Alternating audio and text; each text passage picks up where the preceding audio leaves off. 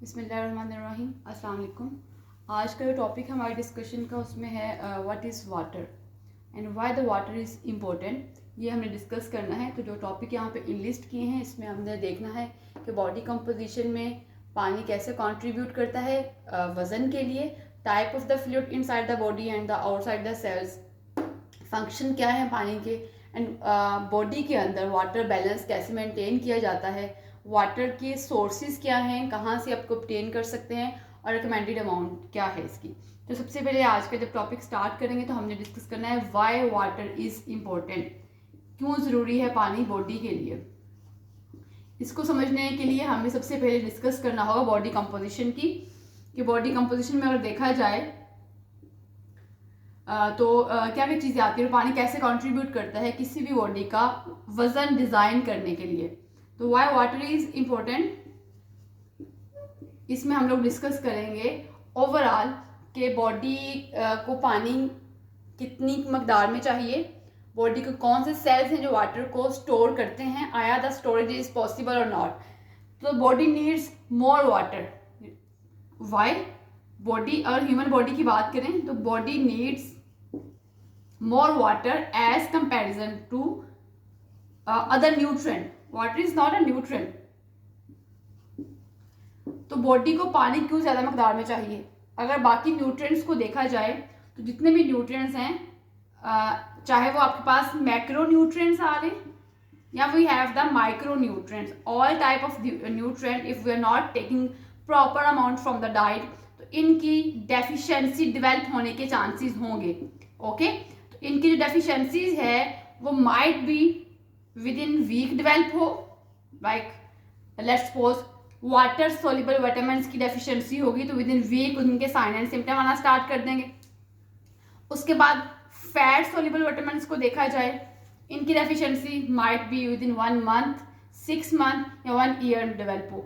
लेकिन जो वाटर की डेफिशिएंसी है या वाटर के कॉन्सिक्वेंसेज हैं, अगर हमारी बॉडी इसको नॉर्मल मकदार में ना दे तो इसके कॉन्सिक्वेंसेज विद इन डेज सामने आ जाते हैं। ओके, तो वाटर क्यों ज़रूरी है बॉडी के लिए ये डिस्कस कर रहे हैं हम लोग। Body need more water then the any other nutrient. किसी भी और न्यूट्रिएंट की निस्बत पानी जो है वो ज़्यादा मकदार में चाहिए, ये हमें पता चल गया। और हमने डिस्कस किया कि जितने भी न्यूट्रिएंट्स हैं, if we are not taking proper amount of that nutrient from the diet और from the supplementation, there deficiency might be develop within week, in 6 to 12 month लग सकते हैं इसकी डेफिशिएंसी डेवलप होने में। लेकिन जब पानी प्रॉपर मकदार में नहीं पिएंगे तो इसकी जो डेफिशिएंसी है या डिहाइड्रेशन जो प्रॉपर कंडीशन है वो डेज में डेवलप होना स्टार्ट कर देगी। तो यही चीज़ एक्सप्लेन की है यहाँ पे। यू कैन सर्वाइव, अगर बॉडी को देखा जाए तो we survive only a few days, कुछ दिन हम लोग सर्वाइव कर सकते हैं विदाउट वाटर। तो जैसे हमने कहा कि बाकी न्यूट्रिएंट की डेफिशिएंसी डेवलप होने में थोड़ा टाइम लगाती है, whereas the deficiency of the other nutrient may takes week, days, month and years. Okay, और इन ये तमाम चीज़ें आ सकती है इसके अंदर to develop the deficiency of the other nutrient। तो एक ये फैक्टर हो गया हमारे पास। A person can survive for several weeks without food। कोई भी खुराक अगर कोई बंदा नहीं खाता तो वो कुछ हफ्तों तक सर्वाइव कर सकता है। तो सर्वाइव किसकी बेस पे होगा? वीक्स की बेस पे।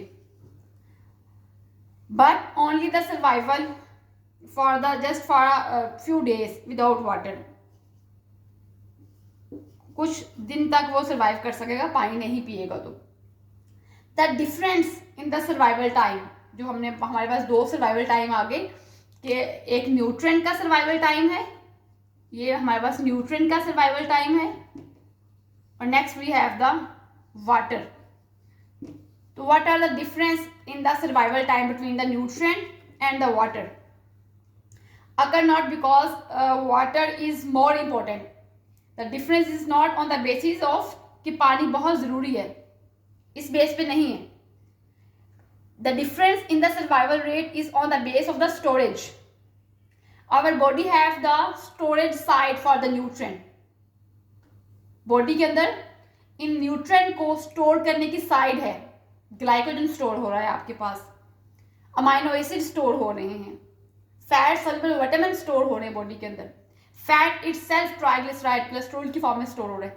तो बॉडी के पास have the proper side for this storage of these nutrient, चाहे वो आपके मैक्रो न्यूट्रिएंट हैं या माइक्रो न्यूट्रिएंट है, बॉडी के पास इनकी स्टोरेज साइड है। डिफरेंस क्या है सर्वाइवल का।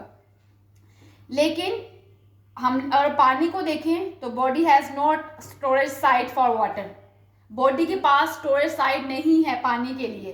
तो our body has not the storage side, कोई साइड ऐसी नहीं है जिसके पास पानी स्टोर हो सके। ओके, तो दिस इज द रीजन कि पानी का जो सर्वाइवल है without taking the enough amount of the water, body के अंदर इसके कॉन्सिक्वेंसेज डेवलप होंगे। इसके बाद अगर बॉडी कंपोजिशन की बात करें कि बॉडी के कंपोजिशन में पानी कितना होता है, तो अडल्ट बॉडी में देखा जाए तो वाटर कंटेंट ज़्यादा होता है एज कंपेरिजन टू इन्फेंट या चाइल्डहुड पीरियड की जो एज है। तो water constituent about the 60%, 60 to 65% adult body में, ये आप बच्चों की बात नहीं कर रहे, अडल्ट्स के अंदर अडल्ट बॉडी वेट जो है उसमें 60 to 65% कॉन्ट्रीब्यूशन किसी की होगी, पानी की। लेकिन बच्चों में ये प्रपोर्शन इंक्रीज कर जाती है, अप्रॉक्सीमेटली 75 to 80% वाटर होता है किसी भी बच्चे की बॉडी वेट के अंदर। तो the percentage of the water which is contribute the child weight is increase as comparison to the adult body weight, because इसके पीछे भी एक रीज़न है। वाटर जो हमारा दो टिश्यूज है बॉडी के पास, जैसे हमें आइडिया है इसका, एक हमारे बॉडी में लीन टिश्यू है और दूसरा हमारी बॉडी के पास फैट सेल्स हैं, फैट टिश्यू है। Okay, because water make up about the 3/4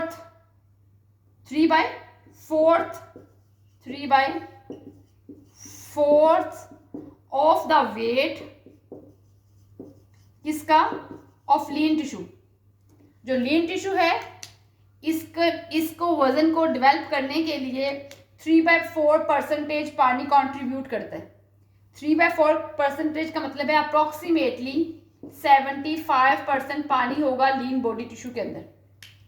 दूसरी तरफ we have the fat cells, we are discussing कि बच्चों के अंदर पानी की कंपोजिशन क्यों ज़्यादा होती है। In comparison to the lean tissue we have the fat cells. Fat cells का वजन जब डेवलप होता है तो उसमें अप्रॉक्सीमेटली 1/4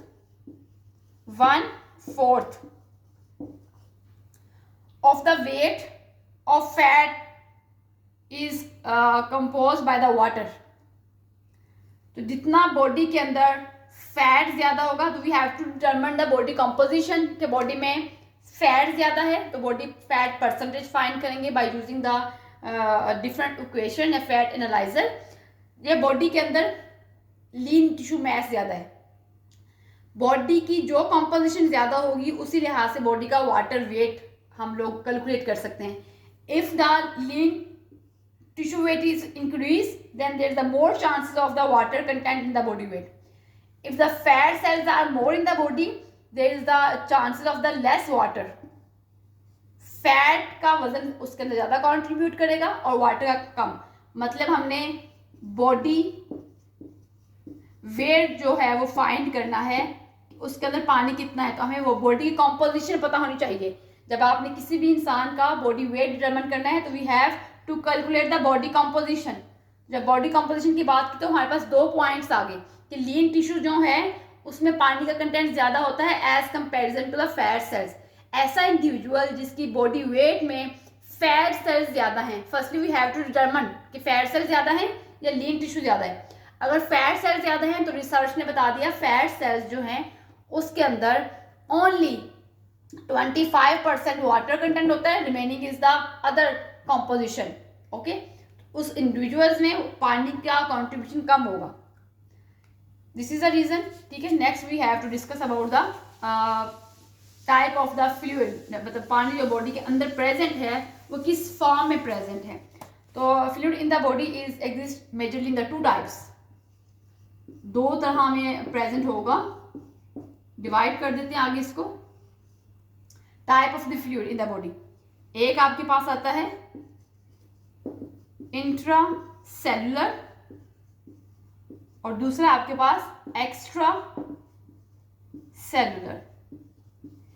इंट्रा सेलुलर का मतलब है inside the cell, between the cell, cell के अंदर, inside the cells. Okay. दूसरी तरफ हमारे पास आता है एक्स्ट्रा सेलुलर। एक्स्ट्रा सेलुलर जो फ्लूइड है बेसिकली इसका मतलब है outside the cell, outside the cell. But जो अब outside the cell water component present है विच इज फर्दर डिवाइडेड। अब आया वो आउटसाइड में प्रेजेंट कहाँ पे है? फर्स्ट ऑफ ऑल या तो हमारे पास इंट्रावेस्कुलर की फॉर्म में प्रेजेंट है, इंट्रावेस्कुलर। सेकेंड जो एक्स्ट्रा सेलुलर फ्लूइड है उसकी सेकेंड टाइप कौन सी होगी? इंटरस्टिशियल। इंटरस्टिशियल। अब एक्स्ट्रा सेलुलर क्या होता है? Between the blood vessels, between the vessels. Outside the cell present है लेकिन वेजल्स के अंदर प्रेजेंट है। और इंटरस्टिशियल क्या होगा? Between the cell. वो था इनसाइड द सेल, इंट्रासेलुलर, और इंटरस्टिशियल क्या है? Between the cells. ओके। तो अब इसको हम ड्रा कर लेते हैं। लेट्स सपोज हमने इसको एक्सप्लेन करना है। तो ये हमारे पास सेल है, ये सेल का न्यूक्लियस है। ओके। तो सेल के अंदर जो प्रेजेंट होगा फ्लूइड, इसको हम कहेंगे this is the nucleus, this is the type of it is a cell. अब fluid which is present inside the cell, इसको क्या कहेंगे हम लोग? Intracellular. अब ऐसे ही हमारे पास कोई भी देखें, ये दूसरा सेल प्रेजेंट है, उसका nucleus, third cell, different cells present है ना ऑर्गन के अंदर। अब जो इसको थोड़ा लेबल कर दें अगर, तो it is a cell membrane. एक सेल है सारा, ये दूसरा सेल है, सेल के अंदर न्यूक्लियस प्रेजेंट है, साइटोप्लाज्म वगैरह प्रेजेंट है, और it is a cell membrane. The fluid which is present inside the cell is known as the intracellular, और वो fluid which is present outside the cell. Okay, outside the cell. और यहाँ आप कह लें, यहाँ थोड़ा सा इसको और एक्सप्लेन करें हम लोग कि ये वेजल्स बना दें। ये वेजल्स आ गई हमारे पास। ओके, तो दिस इज द वेजल्स। ये वेजल्स आ गई। तो वो फ्लूइड जो बिटवीन द सेल्स प्रेजेंट है, इनसाइड में इंट्रासेलुलर होगा। अब सेल्स के बाहर जो भी फ्लूइड प्रेजेंट है उसको आप एक्स्ट्रा सेलुलर कहोगे। एक्स्ट्रा सेलुलर अगर किसी वेजल्स के अंदर प्रेजेंट है, ब्लड वेजल्स हैं या लिम्फ सेल्स में प्रेजेंट हैं, तो उसको आप क्या कहोगे? कि आप इंट्रावेस्कुलर, अगर किसी वेजल्स में प्रेजेंट हैं। ओके। अब अगर बिटवीन द सेल, एक सेल और दूसरे सेल के दरमियान जो फ्लूइड प्रेजेंट है, fluid between the cells is known as the interstitial या इंटरसेलुलर। ये इंट्रासेलुलर था, वो इंटरस्टिशियल हो जाएगा। तो ये हमारी बॉडी फ्लूइड कंपोजिशन आ गई। अब इसको डिस्कस करते हैं कि बॉडी में जो फ्लूइड प्रेजेंट है इन 4 डिफरेंट टाइप्स के अंदर कितनी कितनी कंपोजिशन होगी। हमने सबसे पहले पढ़ा इंट्रासेलुलर। इंट्रासेलुलर जो बॉडी का फ्लूइड है वो 2/3 ऑफ द बॉडी वाटर होता है। 2/3 body water is present inside the cell. 2/3 का मतलब है approximately 63% is water is present in the inside the cell. Second, we have the type of the extra cellular. Extracellular की भी आगे 2 types थी हमारे पास, अभी हमने डिस्कस किया। Between the blood vessels is known as the intravascular. Intravascular और दूसरा क्या था हमारा? Interstitial, between the cell. तो आपकी जो एक्स्ट्रा सेलुलर है वो आपका रिमेनिंग वाटर कंटेंट इसमें प्रेजेंट होगा। कितनी परसेंटेज होगी? अप्रोक्सीमेटली 37। तो आपका ये कंपोजिशन आ गया कि इंट्रासेलुलर कितना होगा? 63% और एक्स्ट्रा सेलुलर जिसमें दो चीजें आ जाएंगी, इंट्रास्टिशियल और इंट्रावेस्कुलर। अब इसमें से भी जो इंट्रावेस्कुलर है वो आपका अप्रोक्सीमेटली 4 लीटर प्रेजेंट होगा लिम्फ्स के अंदर, ब्लड के अंदर, ओके। और जो आपका स्टिशियल है, इंट्रास्टिशियल कितना होगा? 11 लीटर, ओके। इंट्रावेस्कुलर 4 लीटर और इंट्रास्टिशियल 11 लीटर। अब डिटेल्स में पढ़ ली हमने, इसकी परसेंटेज भी देख ली। तो इंट्रा सेलुलर जो था इसका भी कितना परसेंटेज 63% थी हमारे पास। कितने लीटर होगा? Approximately 25 litre fluid which is present inside the cell.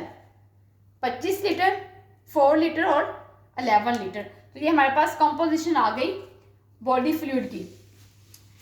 Next we are going to discuss the function. Enlist करने फंक्शन क्या है पानी के। जैसे हमने देखा कि तमाम सेल्स के अंदर भी बाहर भी पानी प्रेजेंट है। तो in the body water is the fluid in which all the life of the cell process. जितने भी सेल्स की लाइफ है it is depend upon the water. तो water in the body fluid play important role. सबसे पहले क्या function होगा? It carries the nutrient. क्या करेंगे? न्यूट्रेंट को कैरीज करेंगे। It carries the nutrient. Of course जब न्यूट्रेंट को कैरी करेंगे तो वेस्ट प्रोडक्ट भी साथ में वापस लेके आएंगे। And waste product throughout the body, throughout the body. We are going to discuss the function of the water. It carry nutrient and the waste product throughout the body. Second, maintain the structure of the large molecule. Maintain करता है structure of large molecule. Structure of large molecules. Like हमारे पास protein है, glycogen है, fatty acid, इनके structure को maintain करेगा। Participate in the metabolic reaction. Participate in various metabolic reaction. Metabolic reaction. Enlist कर रहे हैं function of water. उसके बाद क्या है हमारे पास? Maintain the blood volume. Maintain blood volume. Okay. Carries करता है न्यूट्रिएंट को, लार्ज मॉलिक्यूल्स के स्ट्रक्चर को मेंटेन करता है, ब्लड वॉल्यूम को मेंटेन करेगा और उसके बाद जो बॉडी के मेटाबॉलिक रिएक्शन है उसमें पार्टिसिपेट करेगा। और क्या फंक्शन हो सकते हैं इसके? बॉडी के टेम्परेचर को मेंटेन करता है by the sweat gland, sweating के जरिए।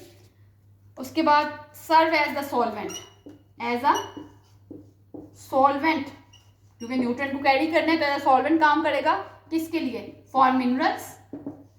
वो न्यूट्रिएंट जिसने कैरी करवाने हैं उसमें एज अ सॉल्वेंट काम करेगा। Minerals, vitamins, amino acid, glucose and many other small molecules, so they can participate in the metabolic activity. Water serve as a solvent for the minerals, vitamin, amino acid, glucose and many other small molecules, so they can participate in the metabolic pathway.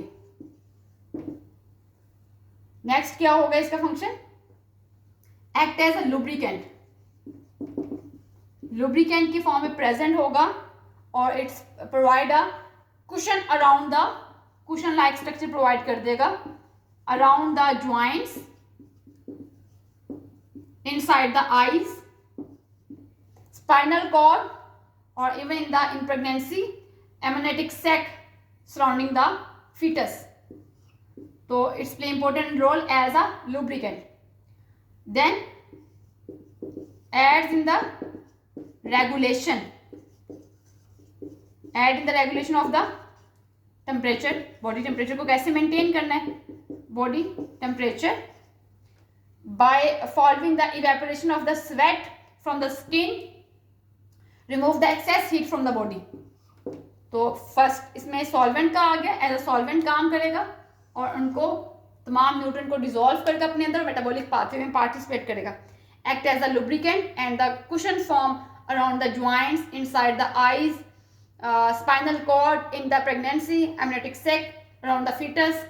Also help in the regulation of the body temperature by evaporation of the sweat from the skin to remove the excess heat from the body. So these are the major function of the water. What are the mechanism in which the water balance is maintained inside the body? तो basically जब water balance को देखते हैं तो brain के अंदर hypothalamus is the part that control the activity to maintain the water balance. तो let's suppose this is our brain. इसके अंदर जो एक्टिव पार्ट है हाइपोथैलेमस जो कि कंट्रोल करेगा वाटर बैलेंस को. In the brain the hypothalamus receive the signal to increase the blood osmolarity. क्या कि जैसे ब्लड की ऑस्मोलैरिटी इंक्रीज होगी तो ब्रेन के हाइपोथैलेमस में सिग्नल आना स्टार्ट कर गए.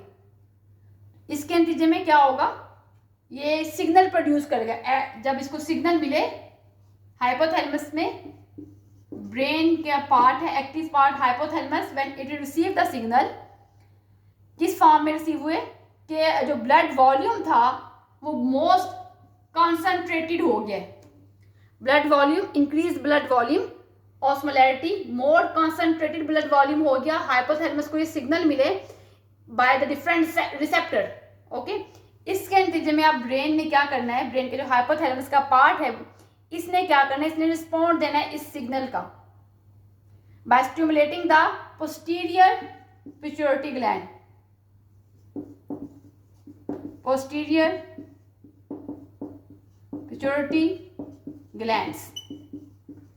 ओके, जब पोस्टीरियर पिट्यूटरी ग्लैंड को स्टिमुलेट कर देंगे सिग्नल, देन इस ग्लैंड ने एक हार्मोन रिलीज करना है, anti diuretic hormone is release from the posterior pituitary gland. इस हार्मोन ने क्या करना है, it give the signal towards the kidney. Kidney के पास जाएगा और उसको सिग्नल देगा कि बॉडी के अंदर रिटेंशन करे वाटर की. ओके, अब किडनी ने क्या किया, increase the water retention by the kidney. Reabsorption ज्यादा हो जाएगी और वाटर की रिटेंशन होना स्टार्ट कर देगी, और जिसकी वजह से क्या होगा, ब्लड प्रेशर इंक्रीज करना स्टार्ट कर देगा. तो फर्स्टली जब ब्लड वॉल्यूम ऑस्मोलैरिटी इंक्रीज हुई, मोर कॉन्सेंट्रेटेड ब्लड आ गया, तो दे give the signal towards the brain. Brain have the various receptor जो कि सिग्नल को रिसीव करेंगे, और उसके बाद वो पोस्टीरियर पिट्यूटरी ग्लैंड को सिग्नल देंगे कि they have to produce the hormone. Anti diuretic hormone is the water serving. Water को स्टोर करता है, वाटर ये बॉडी को सिग्नल देता है कि अब वाटर को स्टोर करना है आपने. माइट बी कि यूरिन के प्रोसेस को स्लो डाउन कर दे. किडनी इस पे डिपेंड करेगी कि अभी हमने यूरिन के प्रोसेस को स्लो डाउन करना है या पानी की रिटेंशन करवानी है बॉडी के अंदर. तो वाटर की एक्सक्रीशन कम कर देगा. जब ADH anti diuretic hormone release होगा, they give the signal to the kidney, और इसका मैकेनिज्म ऑफ कोर्स होंगे, यूरिन की फॉर्मेशन को भी कंट्रोल करेगा. तो वाटर की रीअब्जॉर्प्शन ज़्यादा हो जाएगी जिससे वाटर रिटेंशन होगी और एक्सक्रीशन कम हो जाएगी. तो अगर बॉडी में वाटर कंटेंट कम है तो this is the mechanism in which the water is balanced inside the body with the help of the kidney and the brain. जिसमें ग्लैंड हमारे कौन से हैं, पिट्यूटरी ग्लैंड, और हार्मोन कौन सा है, ADH. अब वाटर के सोर्सेज देखें कि सोर्सेज क्या है पानी की बॉडी के अंदर. तो basically it's water itself is a good source. पानी हम जो पीते हैं it's provide 100% water. Okay, dietary sources like food. Food को देखा जाए तो अप्रोक्सीमेटली फूड के अंदर 50 to 90% ऑफ वाटर कंटेंट की प्रेजेंट है. लाइक हम देखें तो मोस्टली वेजिटेबल और फ्रूट के अंदर 90% पानी प्रेजेंट है. चीज़ है, चिकन है, मीट कंट्रीब्यूट 50% वाटर. तो water itself is a good source जो बॉडी को प्रोवाइड करता है. फूड के जरिए पानी आता है. Then we have the metabolism. जो फूड हम खा रहे हैं इनका जब मेटाबॉलिक प्रोसेस हो रहा है तो water is generate during the metabolism. जैसे ही एनर्जी यील्डिंग न्यूट्रिएंट खाएंगे तो these are break down their carbon and hydrogen. Nutrient जब खाए, मेटाबॉलिज्म हुआ, कार्बन और हाइड्रोजन आ गई। कार्बन और हाइड्रोजन कंबाइन करेंगे उस ऑक्सीजन के साथ जो कि आप इनहेल कर रहे हैं ड्यूरिंग रेस्पिरेशन। तो जो ऑक्सीजन रेस्पिरेशन के प्रोसेस में इनहेल हो रही है वो क्या करेगी, मेटाबॉलिज्म ऑफ न्यूट्रिएंट के नतीजे में, पर्टिकुलरली कार्ब्स, प्रोटीन और फैट के नतीजे में हमारे पास जो कार्बन और हाइड्रोजन आया वो इस ऑक्सीजन के साथ कंबाइन करेगी और क्या बनाएगी हमारे पास, जब कार्बन ऑक्सीजन के साथ मिलेगा तो कार्बन डाइऑक्साइड एंड वाटर। तो ये हमारा इंटरनल सोर्स आ गया। कैसे हमारा बॉडी ने वो न्यूट्रिएंट जो कि एनर्जी प्रोड्यूस करते हैं इसकी ब्रेकडाउन करवाई, तो हमारे पास कार्बन आया और hydrogen. This carbon and hydrogen combined with the oxygen which is we obtain during the respiration. तो ये इसके साथ कंबाइन करेगी तो क्या बन गया हमारे पास, कार्बन डाइऑक्साइड, और फिर ये एक्सलेशन होगी और बॉडी से बाहर निकल जाएगी। Okay, second we have the hydrogen.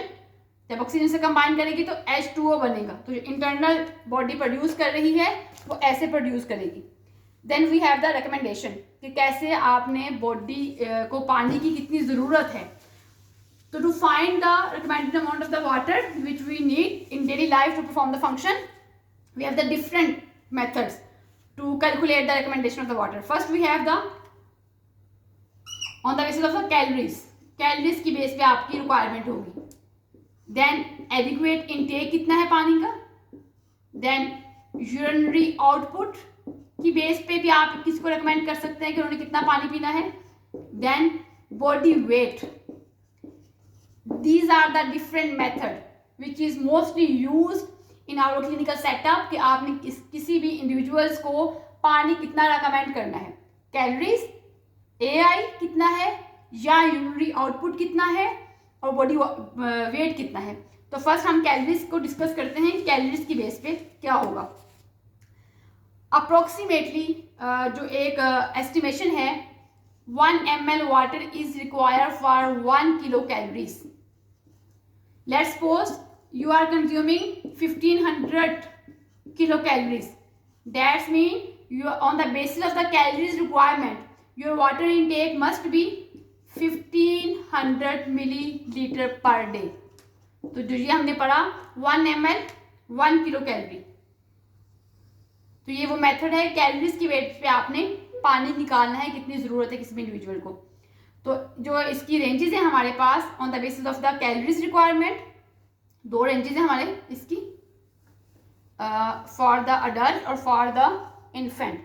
Adult के लिए कैलोरीज की बेस पे जो आपने रिकमेंडेशन निकालनी है 1 to 1.5 ml per kilo calorie per day, ये है अडल्ट के अंदर।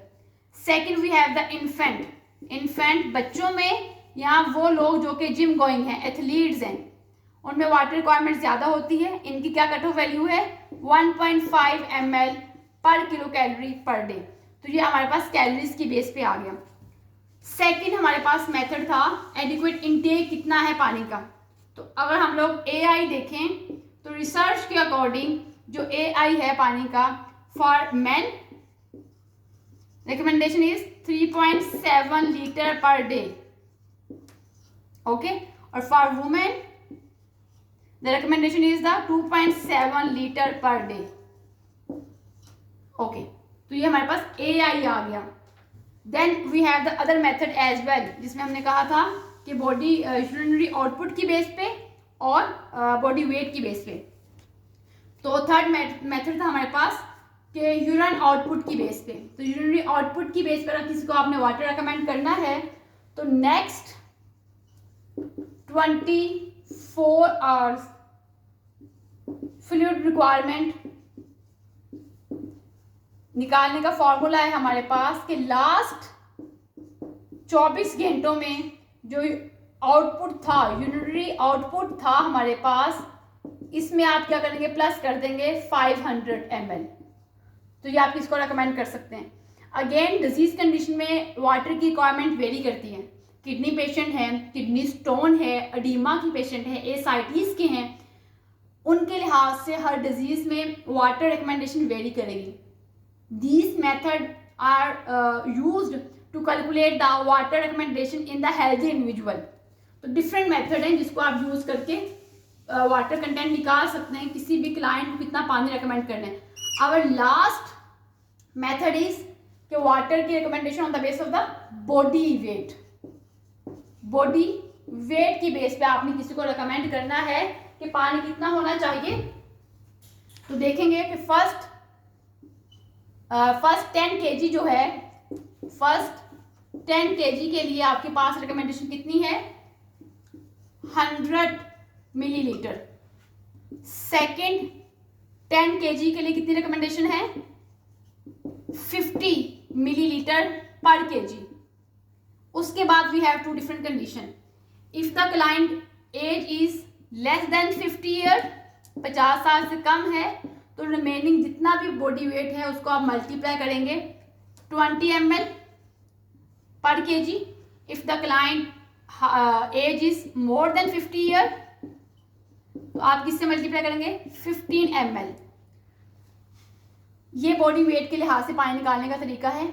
जितना भी इंसान का बॉडी वेट है, let's suppose our client weight is the 50 kg, तो पहले 10 kg के लिए आपके पास क्या फॉर्मूला है, फर्स्ट 10 kg के लिए 100 को 10 से मल्टीप्लाई कर दें, 1000 ml आ गया।